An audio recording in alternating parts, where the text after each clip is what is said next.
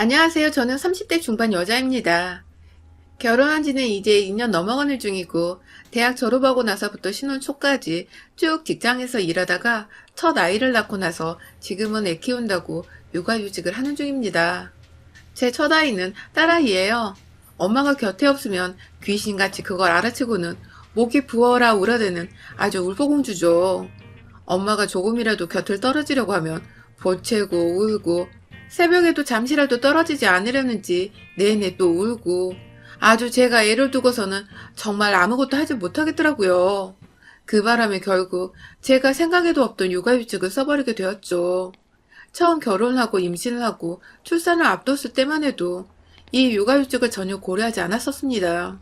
세상에 아무리 애 낳고 키우기 좋아졌다고는 하지만 여자가 30대에 회사를 들어가는 것만으로도 점점 경쟁적이고 더 억압적이다는 기분을 지울 수가 없었고, 또한 제 부서에서도 역대 임산부는 단 한 명도 없었기에 누가 육아휴직을 회사에서 받아봤던 소리를 들어본 적도 없었어요.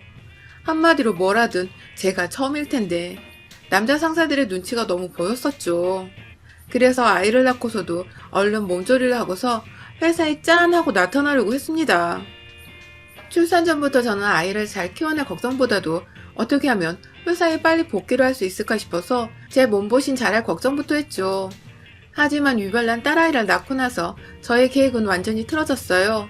원체 부실했었던 제 몸이 출산과 함께 완전히 엉망이 되어버리기도 했고, 그 바람에 실제로 입원도 꽤 오래 했었고요.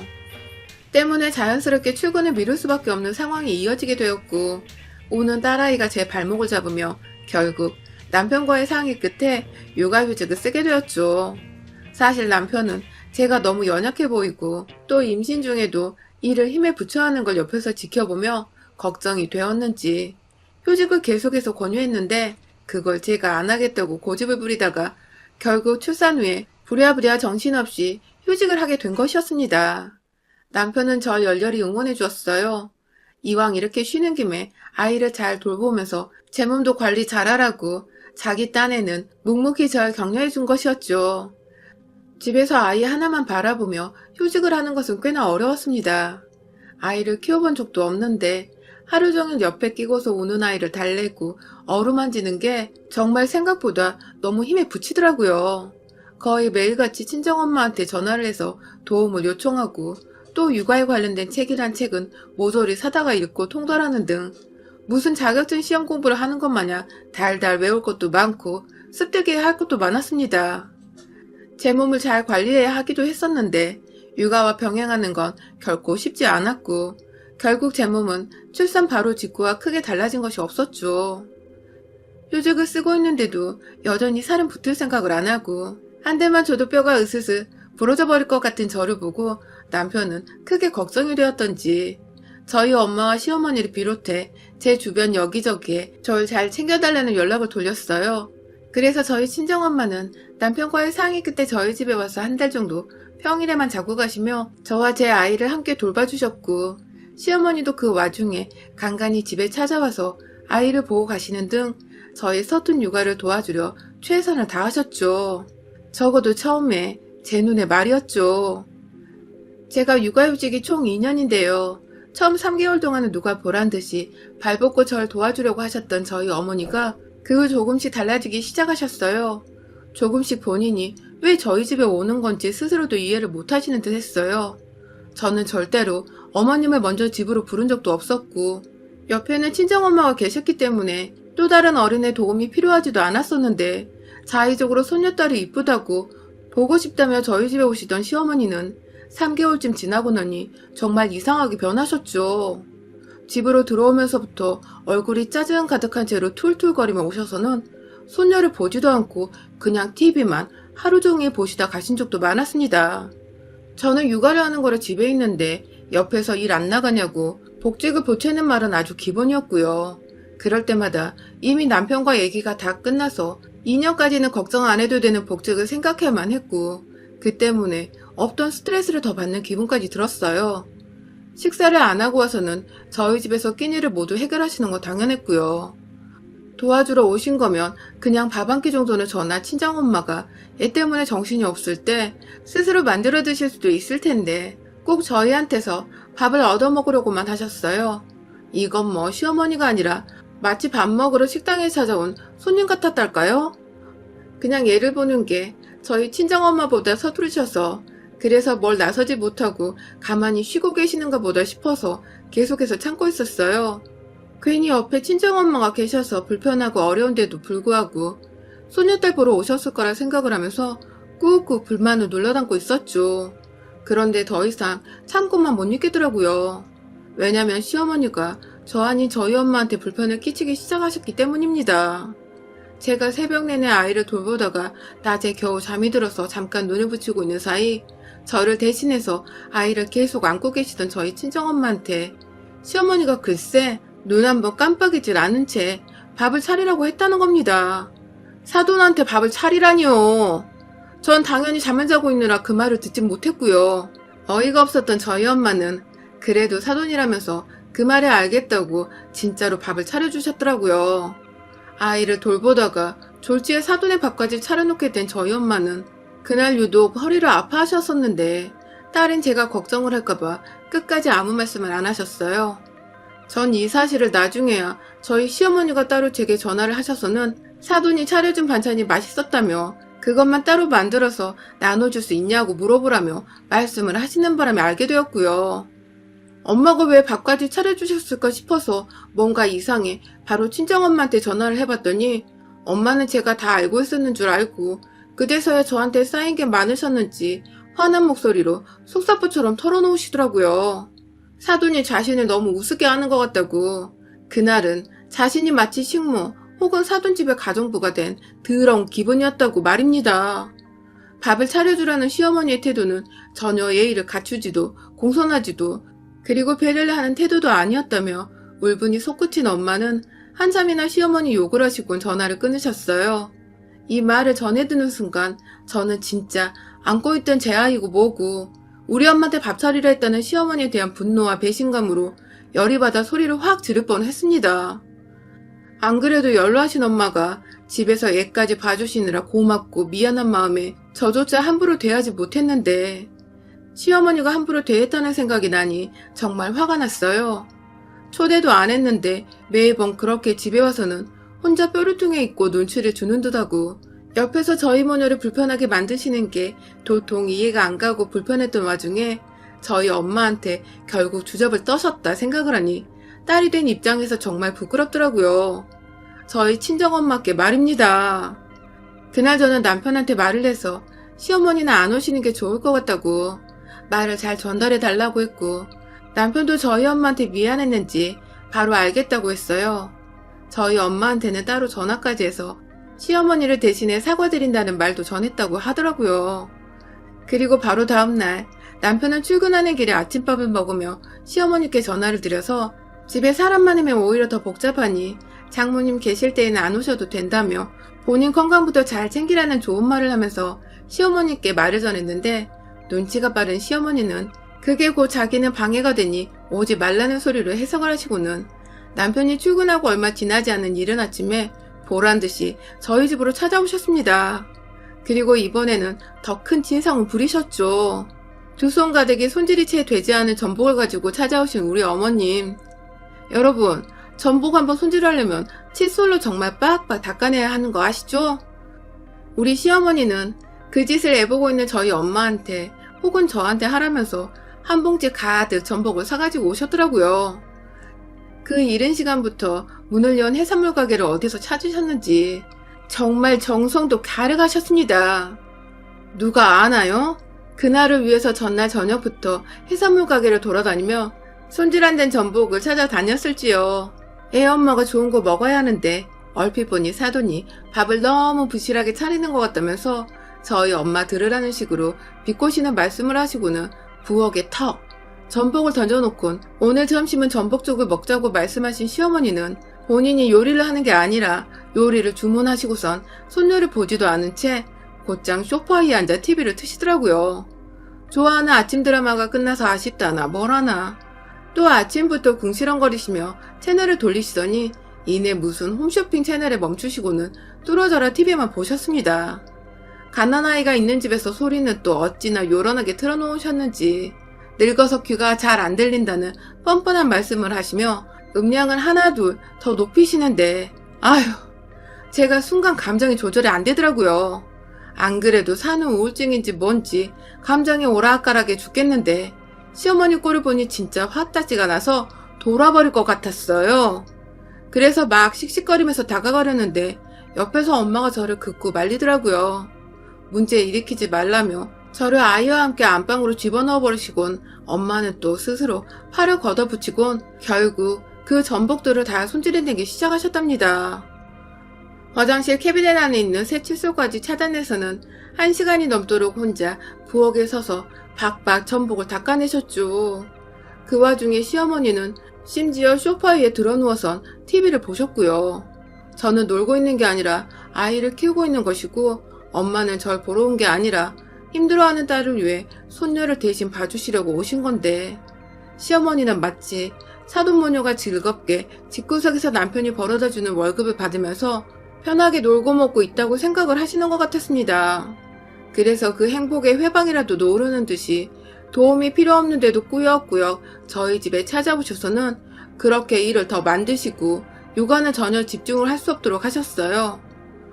본인도 손녀를 보는 것에는 크게 관심이 없는 듯 하셨고요.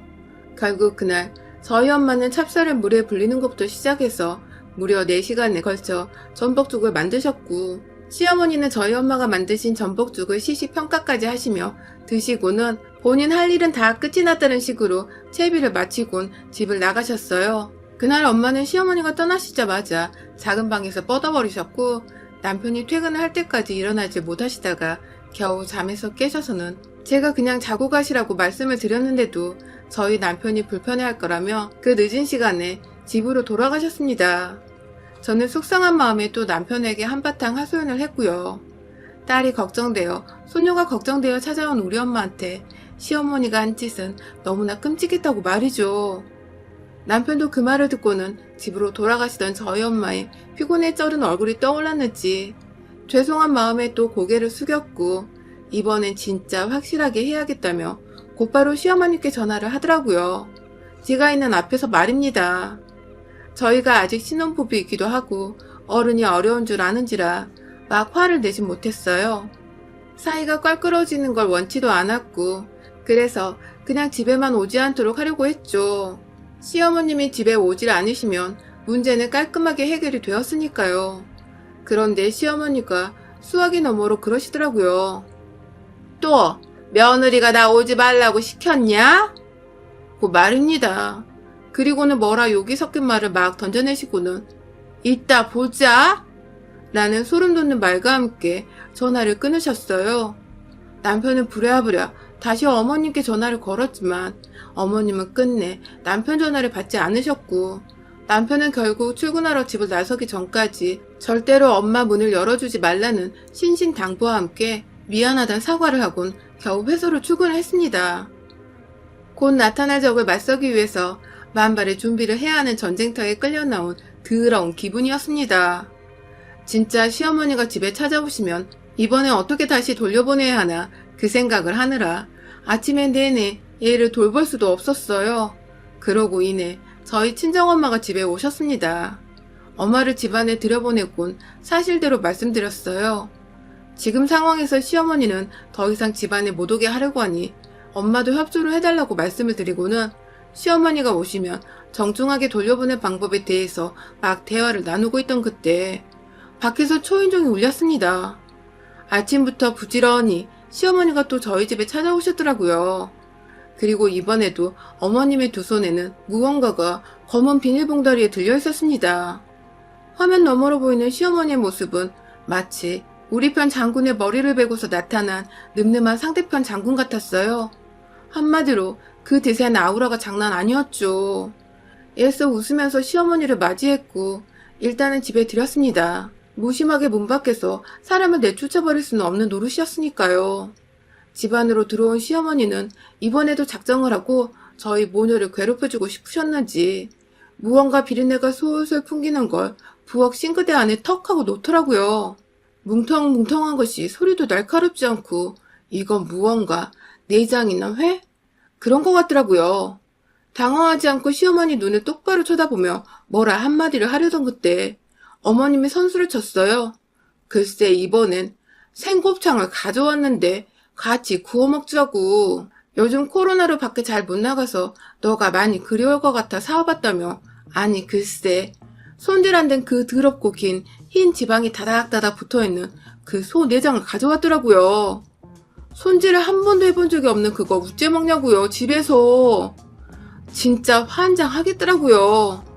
너무 화가 나서 시어머니께 그런 건 요즘 배달이 가능해서 잘 먹을 수 있다고. 이번엔 어머님이 직접 손질해 주시는 거 맞죠? 하면서 일부러 모른 척 물어봤습니다. 그러자 시어머니는 자신이 이걸 왜 손질하냐면서 저희 엄마를 손가락질하며 이건 사돈이 해야지 하는 겁니다. 진짜로 자기네 집 식모인 줄 아는 듯이 뻔뻔하게 말입니다. 저희 엄마는 곱창을 잘 먹지도 않고 이런 건 가뜩이나 손질 한번 해보려 하신 적이 없다고 제가 나서서 못한다는 말씀을 드렸어요. 솔직히 엄마 생각하면 그것보다 더 화를 낼 수도 있었는데 아이 할머니고 제 시어머니니까 최대한 화난 제 감정을 자제를 하면서 조용조용하게 말을 했습니다.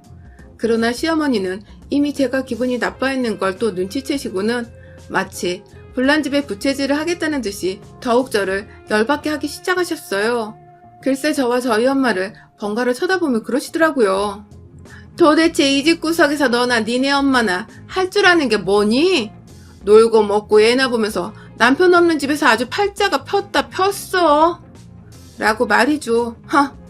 제 앞에서 저희 엄마를 니네 엄마라고 예의 없게 지적질을 해버리신 저희 시어머니는 자신이 내뱉은 말이 얼마나 무개념의 끝판왕인지를 아는지 모르는지 그저 며느리와 사돈을 한 방 먹인 것 같다며 얼굴에는 희멀건 웃음꽃을 피우시더라고요.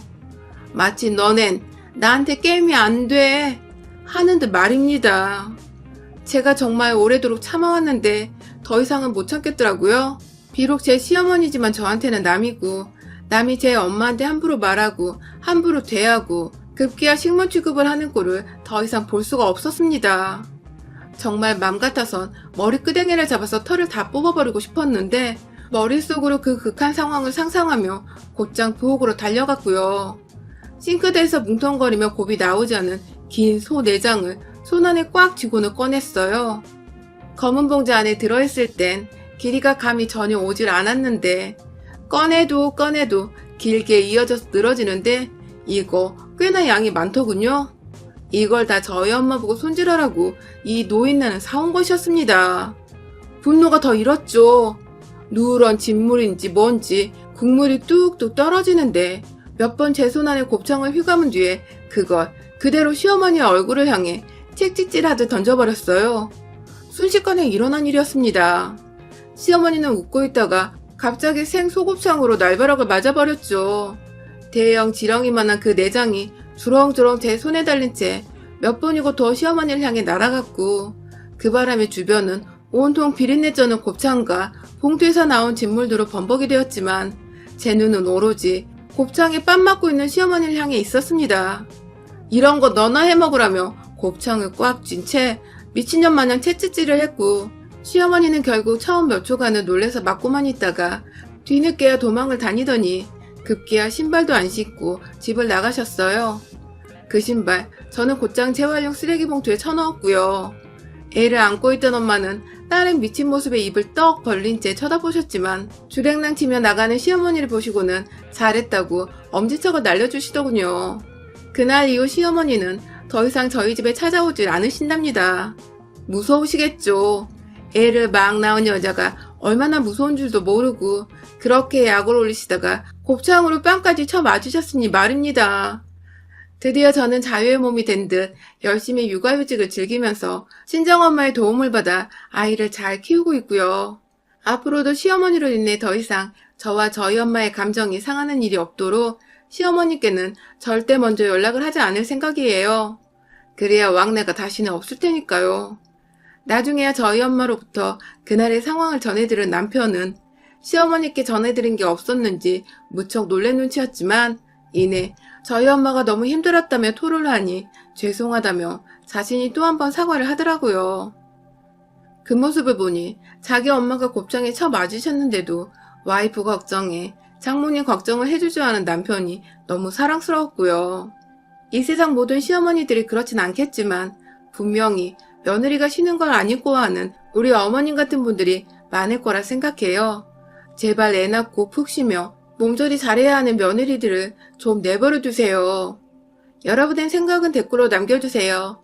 오늘도 시청해주셔서 정말 감사합니다.